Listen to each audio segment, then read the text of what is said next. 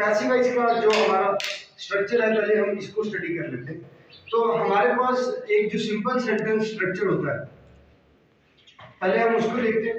Simple जो sentence होता है उसके अंदर सबसे पहले होता है हमारे पास सब्जेक्ट, उसके बाद हमारे पास होता है वर्ब और उसके बाद हमारे पास होता है ऑब्जेक्ट। ये हमारे पास एक सिंपल सेंटेंस है।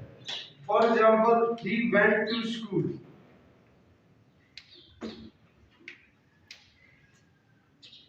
अब इसमें इस सेंटेंस के अंदर ये हमारे पास सब्जेक्ट, ये हमारे पास वर्ब आ गया और ये हमारे पास ऑब्जेक्ट आ गया, राइट। एक और सेंटेंस लगाते हैं। For example he eats bananas. अब इस सेंटेंस में हमारे पास ही ईट्स ये आपके पास वर्ब आ गया और बनानास आपके पास ऑब्जेक्ट आ गया। ये हमारे पास सिंपल सेंटेंसेस है। For example she is singing a song.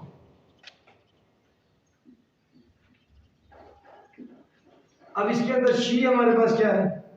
Subject है।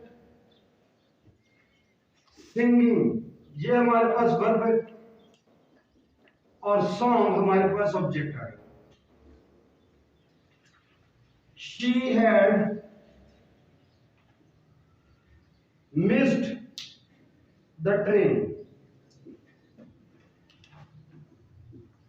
अब ये हमारे पास क्या है? सब्जेक्ट है।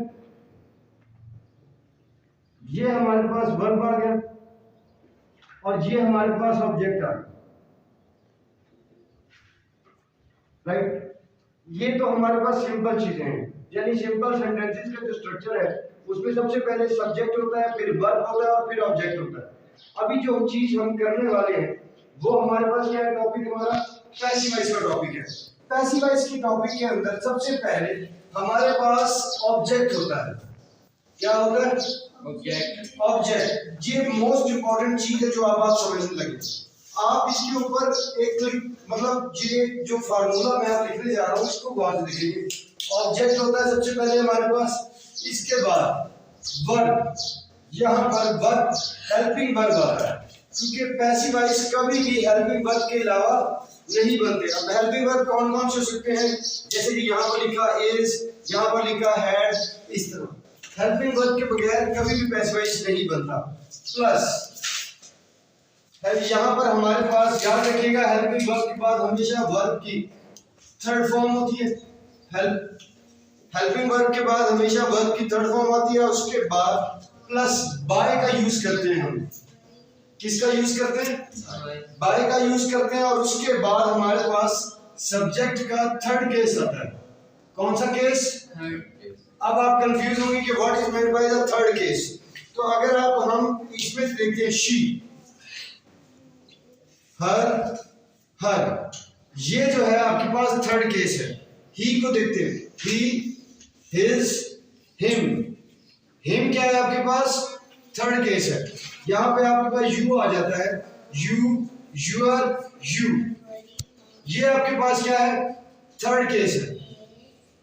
ठीक है, यानी जब भी सब्जेक्ट आपके पास होगा तो आपने उसका थर्ड केस बनाना है। वी का जो थर्ड केस है वो क्या होगा आपके पास? वी, आवर और अस हमारे पास क्या होगा? थर्ड केस है। इसी तरह अगर सब्जेक्ट सेंटेंस के अंदर लास्ट में थर्ड केस ऑलरेडी यूज किया हुआ, थर्ड केस ऑलरेडी यूज किया है, तो जब आप उसे ऑब्जेक्ट शुरू में लेकर आएंगे तो फर्स्ट केस में कन्वर्ट करेंगे। ये भी एग्जांपल्स के साथ मैं आपको समझा दूंगा। अभी आप आगे चलते हैं, हम एग्जांपल्स के रूल्स को फॉलो करते हैं। पहले इस सेंटेंस का स्ट्रक्चर तो ऐसे ही रहेगा, चाहे कोई भी टेंस आपको पैसिव वॉइस में कन्वर्ट कर रहे हो, कोई भी टेंस पैसिव वॉइस में कन्वर्ट कर रहे हो, ये स्ट्रक्चर ऐसे ही रहेगा। फॉर एग्जांपल आपके पास सेंटेंस के अंदर इज फर्स्ट फॉर्म आ जाती है।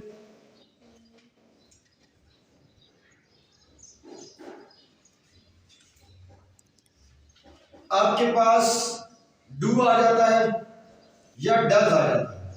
ये रूल नंबर 1 है। आपके सेंटेंस में फर्स्ट फॉर्म है और डू और डज है, तब आप क्या करेंगे? पैसिव वॉइस बनाते हैं। आपको फार्मूला तो आपके जहन में है कि सबसे पहले ऑब्जेक्ट लिखना है, फिर वर्ब, हेल्पिंग वर्ब, फिर वर्ब की third form plus by plus subject का थर्ड केस। अब हम इन तीनों को एक दफा फर्स्ट फॉर्म डू और डज को यूज करके हम एक दफा अपना पैसिव वॉइस बनाने की कोशिश करते हैं। फॉर एग्जांपल सबसे पहले ही love his mother, he loved his mother। अब फर्स्ट ऑफ ऑल लव आएगा यहाँ पर, तो अभी हमने सबसे पहले हमें पता क्या, कैसे पता चलेगा कि हमने कौन सा फॉर्म अप्लाई करना है। तो यहाँ पर देखिए, यहाँ पर क्या है हमारे पास, कौन सी फॉर्म यूज की हुई है, फर्स्ट फॉर्म यूज की हुई है। तो फर्स्ट फॉर्म के मुताबिक हम इसको इसमें कन्वर्ट करेंगे। तो सबसे पहले ऑब्जेक्ट लगाएंगे। ऑब्जेक्ट क्या है, तो याद रखिए जहां पर भी इनके जो सेकंड केसेस यूज होते हैं ये वाले, उनके साथ जो भी ऑब्जेक्ट होगा वो साथ पूरा का पूरा नहीं चलेगा, ये पूरा शुरू में आ जाएगा। हिज मदर ऑब्जेक्ट आ गया हमारे पास। अब सेकंड चीज आपने हेल्पिंग वर्ब लगाना। तो जब भी फर्स्ट फॉर्म आपके पास होगी तो आप इज, एम और आर में से लगाएंगे। इज, एम और आर में से आपने फर्स्ट फॉर्म यहाँ इसके साथ यूज करना है। अब हिज मदर सिंगुलर है, इज यूज होगा, एम होगा या आर होगा, is, his mother is, helping verb लगा दिया आपने। अब वर्ब की थर्ड फॉर्म लगाएं। लव की थर्ड फॉर्म होती है loved, LOVED, his mother is loved, verb की थर्ड फॉर्म भी हमने लगा दी। इसके बाद हमने क्या लगाना है, बाय, बाय लगाया। और फिर सब्जेक्ट का थर्ड केस, सब्जेक्ट हमारे पास क्या है, ही का थर्ड केस हमारे पास क्या है, ही इज, हिम। तो यहां पर हम क्या लगाएंगे, हिम लगाएंगे। होप सो कि आपको समझ आ गया। आपको क्या याद करना है, ये फार्मूला याद करना है। ऑब्जेक्ट, ऑब्जेक्ट के बाद हेल्पिंग वर्ब, हेल्पिंग वर्ब के बाद वर्ब की third form plus by plus subject का थर्ड केस, ये आ गया। अब फॉर एग्जांपल आपके पास डू या डज में से यूज किया होता है, इसी को यूज कर लेते हैं।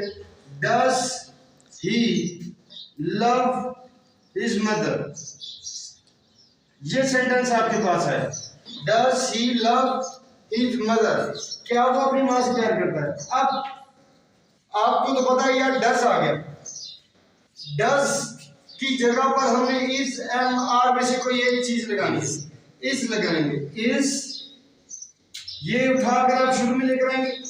His mother, is his mother loved by, और ये इसका थर्ड केस क्या होगा, हिम। यहां तक समझ आया, इजी है। अब डू के साथ भी सेम एज इट इज करना है। अब हम रूल नंबर 2 पर जाते हैं। रूल नंबर 2 जो है इसका, वो देखें क्या है। रूल नंबर 2 की जब हम बात करते हैं तो रूल नंबर 2 में हमारे पास क्या चीज है, अगर आपके पास सेकंड फॉर्म ऑफ वर्ब है सेंटेंस में, क्या चीज है, सेकंड फॉर्म ऑफ वर्ब है, तो आप इसके साथ क्या लगाएंगे, बाकी सब वैसे ही करना है जैसे ये दिया हुआ है।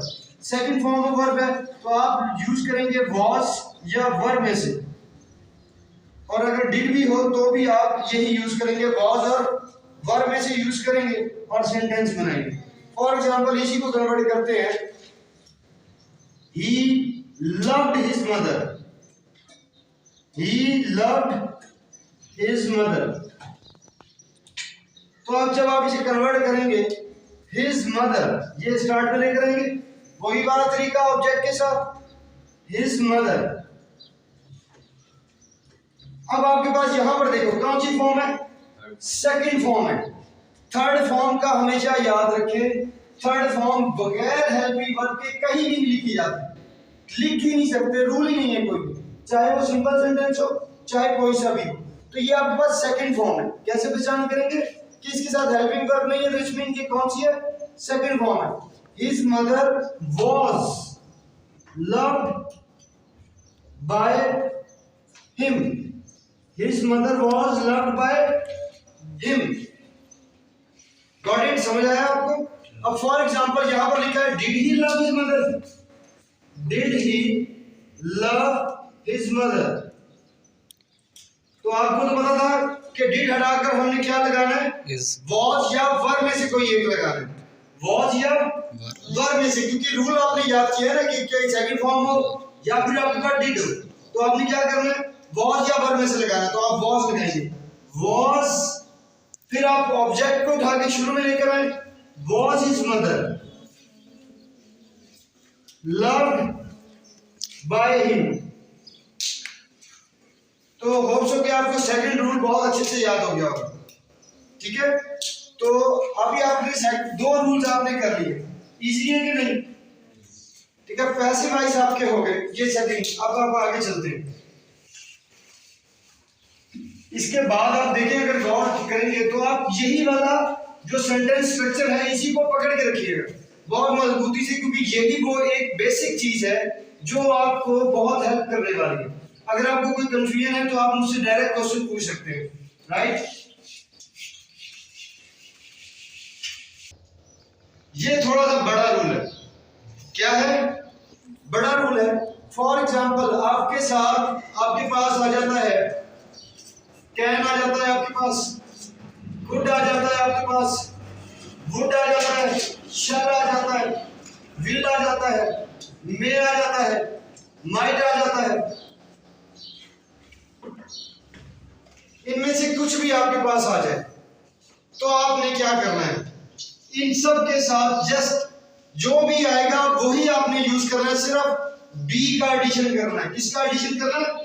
B E B, right. For example he can run, he can run, जिसका बैचमेंट नहीं मिलेगा छोड़िए। He can play cricket, he can play cricket, for example, ठीक है। अब आपने क्या करना है, आपको पता चल गया, इसके मुताबिक ही करना है आपने। आप पहले ऑब्जेक्ट को उठा के शुरू में लाए, ये आपका क्रिकेट है तो क्रिकेट आपका शुरू हो जाएगा, शुरू में आ जाएगा क्रिकेट। अब आपके पास मैंने बताया था इन्हीं को दोबारा यूज करना, हेल्पिंग वर्ब के अंदर इन्हीं हेल्पिंग वर्ब्स को यूज करना है। तो आप क्या लिखेंगे, कैन, उसके बाद आपके पास बी का एडिशन करना है, कैन बी। ये आपके पास मोस्ट इंपोर्टेंट चीज है इनके साथ जो आपने सीखनी, जो एडिशन करना। क्रिकेट कैन बी, हमेशा वर्ब पैसिव वॉइस के अंदर कौन सी फॉर्म आती है? प्ले, थर्ड फॉर्म आती है played. Cricket can be played by, और ही की जगह क्या आएगा? हिम। और अगर यहाँ पे वही होता तो यहाँ पर अस आता, दे होता तो यहाँ पर देम आता। समझ रहे हैं? थर्ड केस आपने यूज करना है सिर्फ। तो उम्मीद है कि ये वाली सारे आप जी कर लेंगे, कैन को, गुड, शुड, मे, ये सारे एक जैसे हैं। अब आप आ जाए रूल नंबर 4 पर।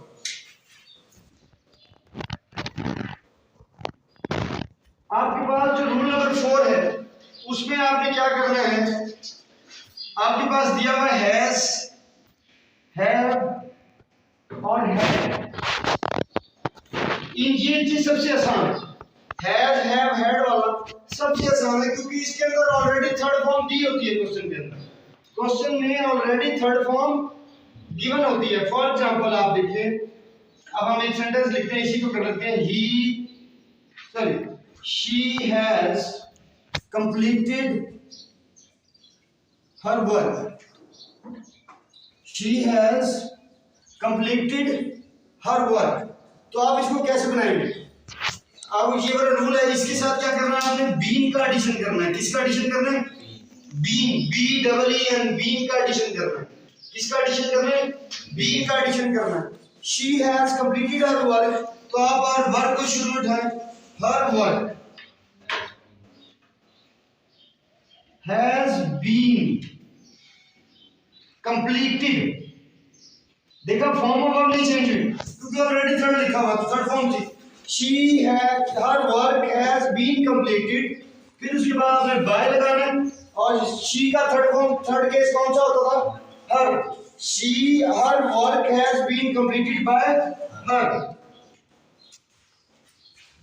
इस तरह आपका ये रूल नंबर 2 भी कंप्लीट हुआ। अगर फॉर एग्जांपल इंट्रोगेटिव सेंटेंसेस है, हैज, हैव, हैड शुरू में आ रहा है, तो भी आपने क्या करना है?